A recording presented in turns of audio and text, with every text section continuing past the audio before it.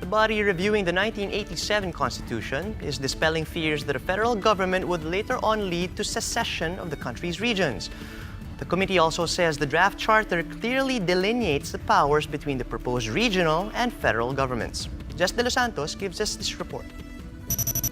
The consultative committee tasked to take a look at the 1987 Constitution has unanimously approved a draft charter that seeks to change the Philippines' unitary form of government into a federal one.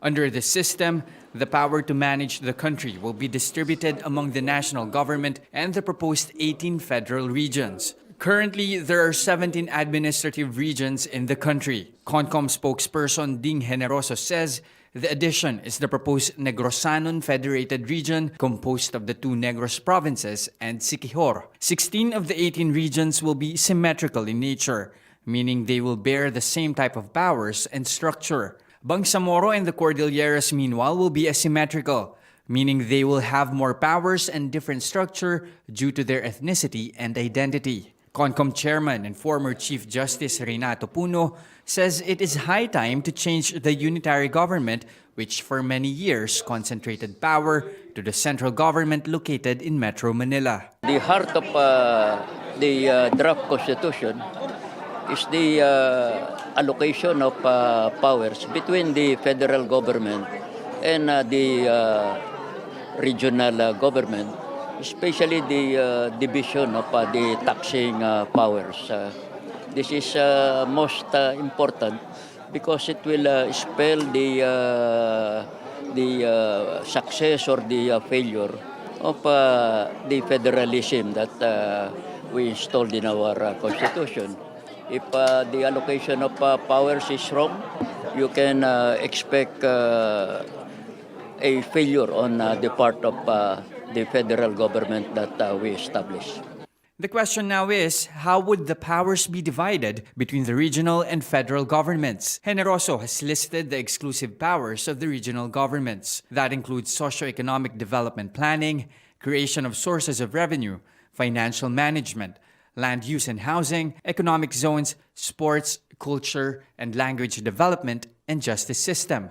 The federal government, meanwhile, will solely take charge of defense, foreign affairs, international trade, customs and tariffs, basic education, science and technology, national socio-economic planning, monetary police, and citizenship, among others. The CONCOM also revised the terms of the president and the vice president. From 6 years, the 2 highest officials will be given only 4 years to serve, but they will be allowed to run for 1 more re-election. The president and vice president tandem must hold at least a college degree. There will still be a bicameral form of Congress, but there will be a significant increase in the number of lawmakers. The Senate, for instance, will have 36 members, up from the current 24. Each federal region will be represented by 2 senators. The House of Representatives, on the other hand, will be composed of about 400 congressmen. On political reforms, the draft constitution bars political dynasties. A single family can only have 2 members gunning for electoral posts, 1 at the national level and 1 at the regional level. There is also an anti-turncoatism provision which will penalize political butterflies. Perhaps the most prominent feature of the draft charter is the so-called step-in powers of the federal president. This means he will be given executive, legislative, and judiciary powers to prevent any secession of regions. Puno says the provision is in place to dispel fears that federalism will lead to the breaking up of the Philippines. It contemplates a union that is indissoluble, a union that is indestructible, that any attempt of a region to separate from the union will invite the exercise of the step-in powers of the president. The step-in powers of the president are awesome. They are all-encompassing power.